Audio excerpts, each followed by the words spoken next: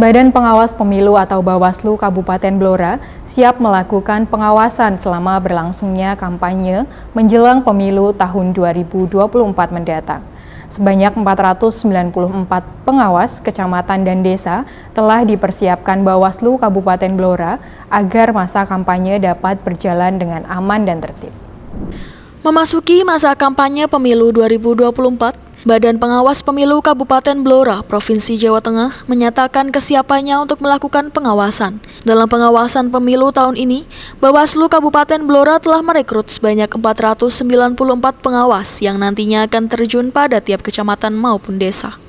Hari ini memang sudah memasuki tahapan kampanye ya, di tanggal 28 November 2023. Bawaslu Kabupaten Grobogan mengawali dengan apel siaga pengawasan, memastikan bahwa jajaran pengawas pemilu di Kabupaten Grobogan ini memang benar-benar sudah siap melakukan pengawasan kampanye.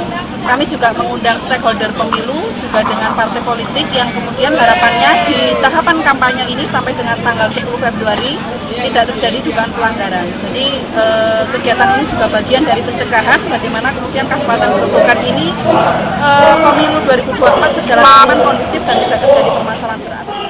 Dimulainya masa kampanye pemilu 2024, Bawaslu Blora Jawa Tengah menggelar apel pengawasan pemilu serentak tahun 2024 yang diikuti oleh ratusan pengawas di tingkat kecamatan. Ketua Bawaslu Blora Andika Fuad Ibrahim mengatakan, apel ini sebagai bentuk kesiapan Bawaslu untuk melakukan pengawasan kampanye 2024.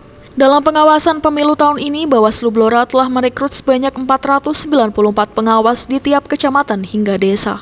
Andika meminta kepada seluruh pengawas untuk menjaga netralitas di masa kampanye ini. Seluruh panwas juga diminta untuk mengutamakan pencegahan pelanggaran daripada penindakan.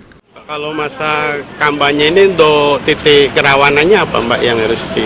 Kalau kami melihat dari evaluasi di 2019 ya, kegiatan kampanye kemudian memang tidak terstruktur, ada di masing-masing peserta pemilu atau di partai politik, sehingga kadang calon legislatif ini memasang alat peraga kampanye sendiri atau kemudian membuat kegiatan kampanye sendiri tanpa berkoordinasi dengan partai politik. Nah, ini yang kemudian kami harapkan bahwa partai politik ini konsen di seluruh caleg-caleg, sehingga kemudian ketika ada kampanye ya terstruktur lah, bisa terkondisikan sejak awal, kemudian juga mengurus STTP di Polres ya, kemudian juga memberikan pemberitahuan kepada KPU dan juga Bawaslu.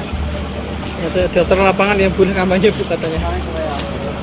Kemarin Bawaslu memang mengusulkan ke pemerintah daerah ya, menindaklanjuti putusan MK nomor 65 bahwa kemudian kampanye ini sekarang boleh dilakukan di gedung pemerintah atas izin penanggung jawab gedung. Kemudian juga boleh dilakukan di lokasi pendidikan, dalam hal ini adalah perguruan tinggi. Tetapi kemudian kami meminta kepada pemerintah daerah bahwa ini nanti di SK-kan atau di SEK. Gedung pemerintah mana saja yang kemudian boleh digunakan untuk kegiatan kampanye yang tidak mengganggu ketertiban kampanye. Kalau kampanye online Bu, gimana Bu? Kalau kampanye online dalam hal ini berarti iklan di media sosial ya, ini waktunya hanya 21 hari ya. Nanti masih di tanggal berapa itu ya? Belum, intinya belum masa hari ini. 21 hari sebelum masa tenang. Waktunya hanya 21 hari. Iklan kampanye dan iklan di media dan di media sosial. Bawaslu sendiri menyiapkan anggotanya untuk patroli cyber?